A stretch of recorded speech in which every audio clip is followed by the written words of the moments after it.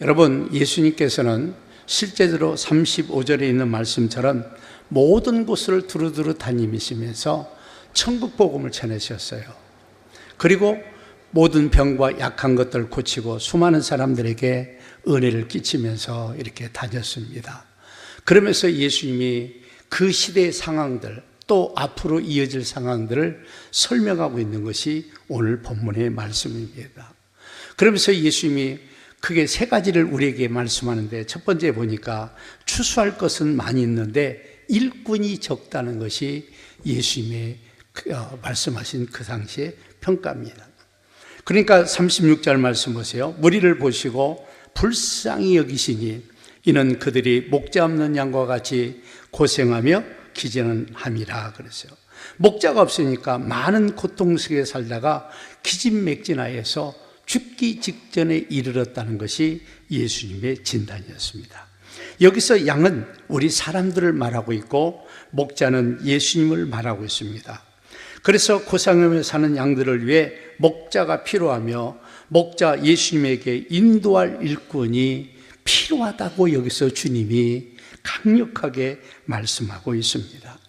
여러분, 잘못된 걸 한번 잘 만나면 인생이 행복하지 않습니다. 우리 한국에는 그 밖에 많은 거짓된 선지자들이 많이 있었고, 그래서 여러분 1950년대부터 이단들이 활성화가 많이 됐는데, 그때 당시 이 박태선 장로라는 사람이 전도관을 만들었습니다.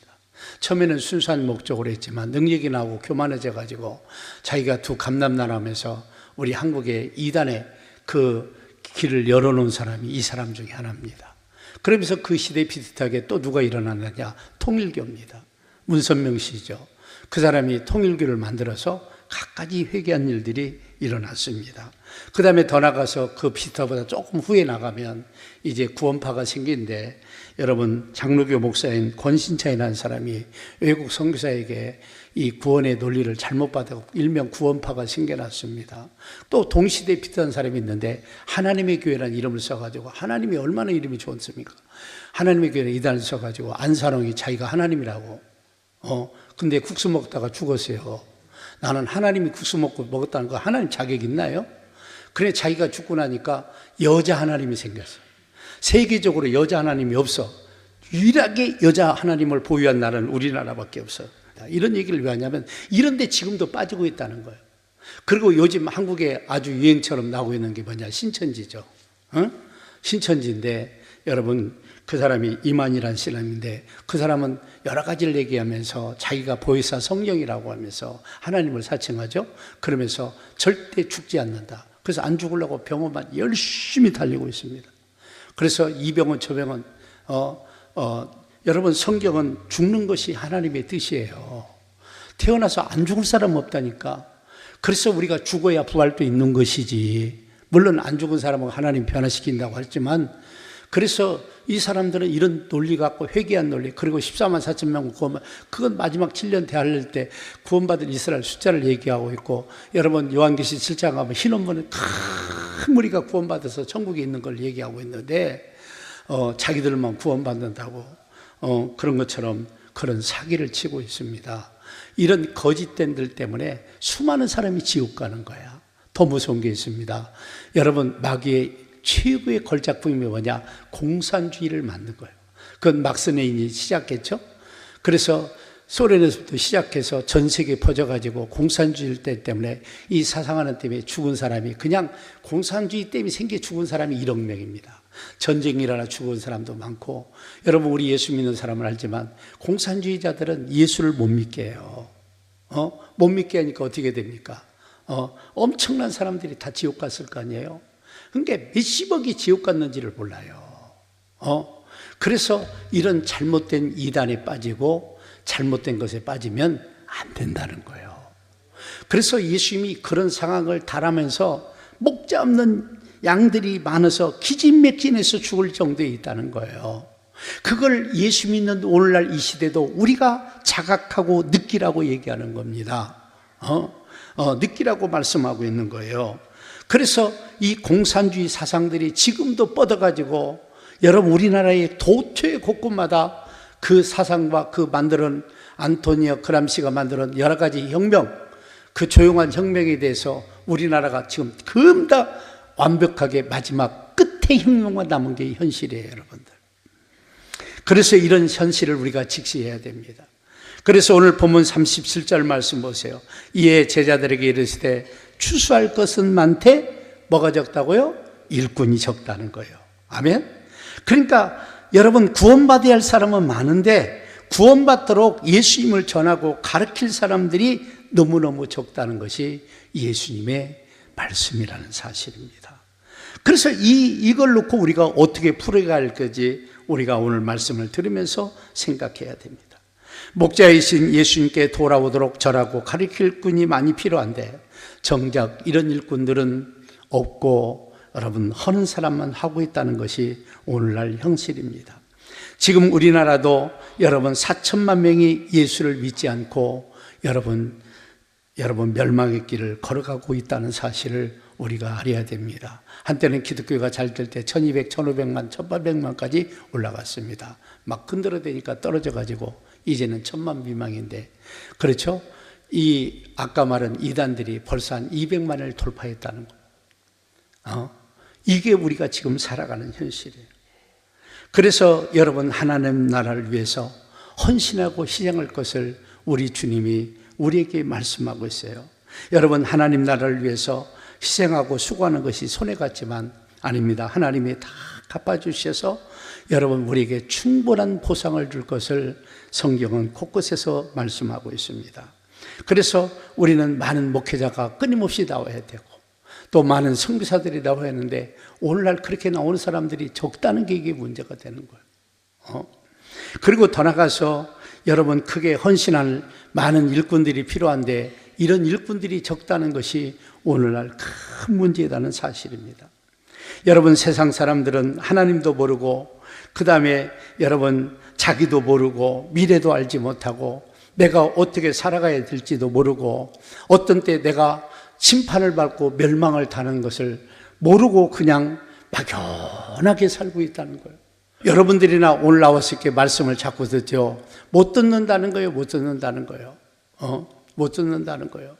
이게 무서운 현실인 겁니다.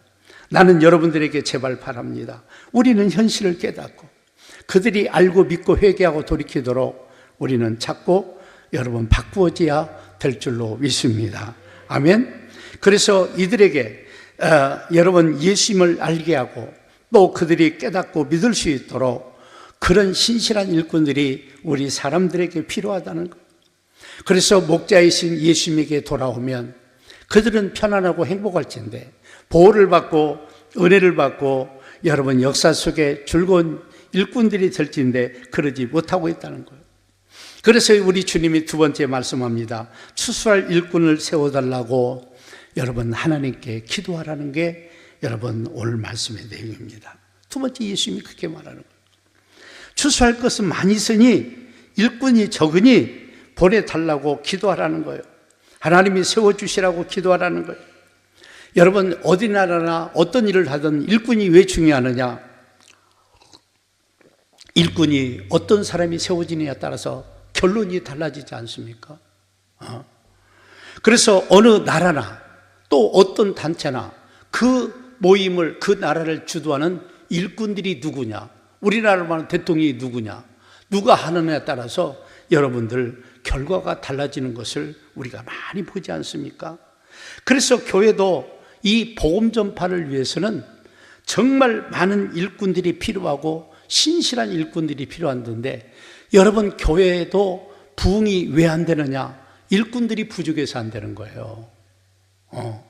그래서 교회 일꾼은 저를 시작해서 모든 성도들이 일꾼이라고 볼 수 있어요. 그런데 이 일꾼들이 여러분 예수님을 전하고 가르치고 또 예수님에 대해서 잘 설명하고 알도록 믿도록 가르쳐 주는데 일을 하는데 적당히 하거나 그 다음에 여러분 억지로 하는 교회들은요 붕이 일어나지를 않아요. 절대 붕이 일어나지 않습니다. 복음 전파에 대한 사명감 그리고 여러분 세상 일에만 바빠서 자기 먹고 살고 이런 일만 집중적으로 하는 교회들, 그런 교인들이 많은 교회들은요 절대 부흥이 일어나지 않아요. 더 나아가서 탐욕적인 대가, 어떤 대가만 보고 이익이 되냐 안 되냐 그런 계산적으로 일하는 교회들, 그런 성도들은요 절대 부흥이 안 됩니다. 그런 교회들은 부흥이 안 돼요. 교회가 하나같이 부흥 안 되는 교회 결론이 뭐냐, 부흥이 잘 된 교회들 보면요 일꾼들이 신실하고 튼튼해요. 좋은 일꾼들이 많이 있어요. 부흥 안 되는 데는요 안 그래요, 그냥 거시기요, 우리 전라도 말로. 그래서 여러분들, 나는 이왕이면 예수 믿을 때 좋은 신실한 일꾼이 좀 되려고 좀 했으면 좋겠어요. 그것이 축복된 길이에요. 그래서 오늘 보면 그 말씀이 38절에 나오죠. 그러므로 추수하는 주인에게 정하여 추수할 일꾼들을 뭐라고요?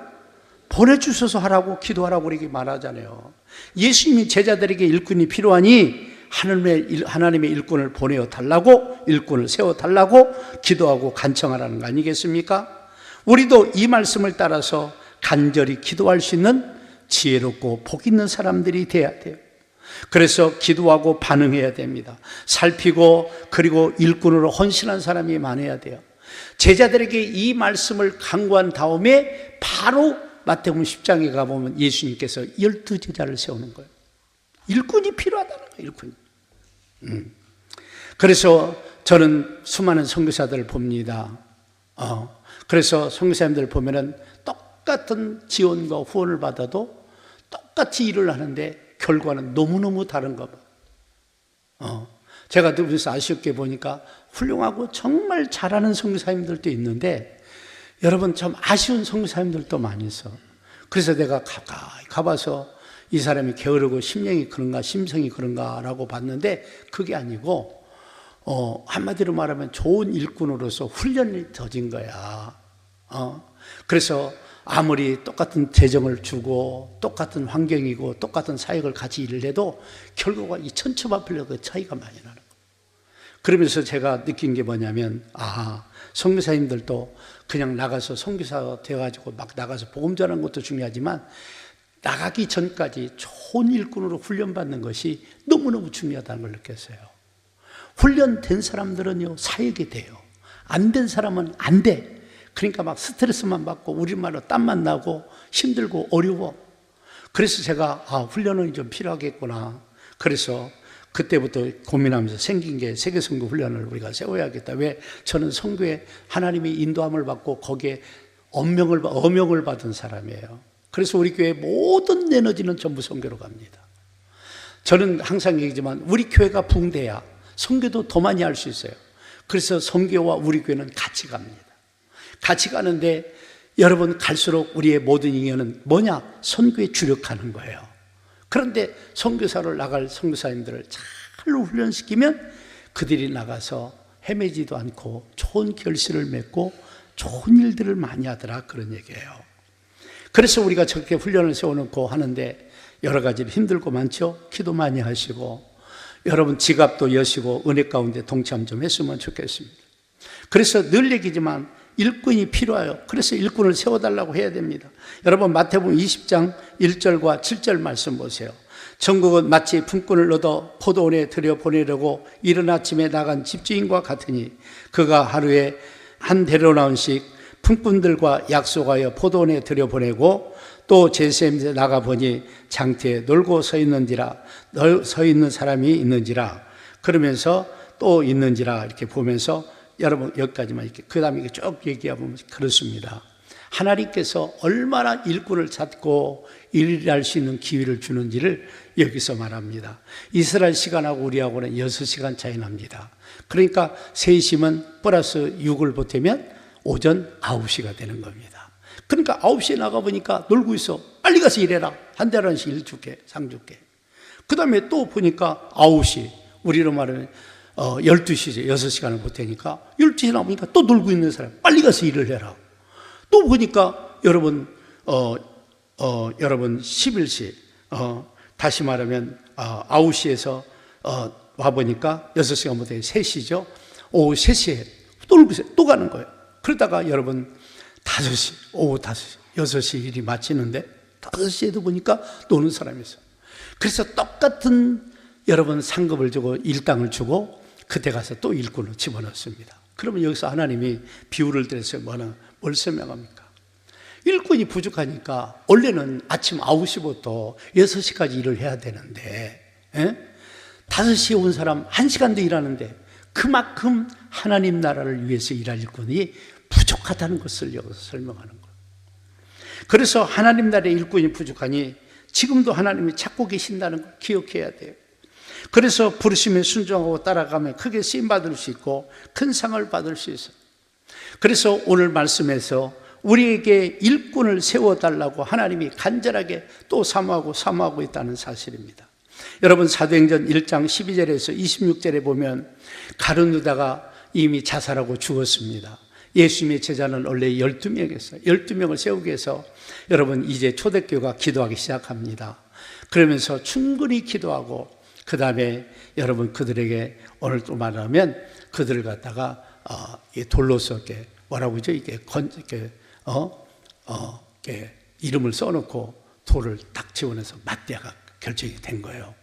투표를 오늘날은 선거할 때 여러분께 하듯이 한 거예요. 그래서 맞대가 선정됐어요. 그래서 여러분 이렇게 일꾼들을 보강하고 세우는 게 하나님의 뜻이에요. 그래서 나는 여러분들에게 바라는 것은 이런 거룩한 일들을 위해서 달려갈 수 있는 우리가 되어야 된다는 사실이에요. 그러면서 예수님이 세 번째 말합니다. 우리가 추수할 일꾼으로 헌신 좀 하면 안 되겠느냐? 그 당시 제자들과 오늘 우리에게도 말씀하고 있습니다. 그래서 복음을 전할 일꾼의 자격은 뭐냐? 내가 예수 믿고 성령 받으면 그 다음에 누구나 다 전도할 자격이 있어요. 하나님 일을 일할 수 있는 자격이 그때부터 있어요. 물론 직임은 다르지만 일할 자격이 그렇게 있다는 사실입니다. 여러분 사도행전 1장 8절 말씀 잘 아시죠? 오직 성령이 너희에게 임하시면 너희가 권능을 받고 예루살렘과 온 유대와 사마리아와 땅끝까지 이르러 내 증인이 되라. 예수님을 증거하는 증인이 되라는 거예요. 여기 보세요. 예루살렘 오늘 전주입니다. 우리나라로 보려면 그 다음에 예루살렘과 그 다음에 온 유대는 우리 전라북도를 말합니다. 그 다음에 온 유대와 그 다음에 죄송합니다. 예루살렘과 온 유대와 사마리아. 그러니까 예루살렘 우리 전라북도를 말하고 있고 온 유대는 우리 여러분 대한민국을 말하고 있고 사마리아는 북한 지역을 말하고 있고 땅끝까지는 전 세계를 말하는데 이렇게 해석하기도 합니다. 문제는 중요한 건 뭐냐? 예수님이 전파되고 증거돼야 된다는 얘기예요. 근데 어떤 사람은 왜 전도에 부담을 주냐고 막 그렇게 항의하는 사람도 있어요. 여러분 예수님을 잘 이해하셔야 돼요. 여러분 이 땅에서 나는 구원받고 천국 가고 딴 사람은 지옥 가도 내비뒀는데 하나님 기뻐하실까요? 좋아하실까요? 결코 나는 아니라고 봅니다. 우리가요 하나님 나라가 없으면 다 상 받을 상들이 필요해요.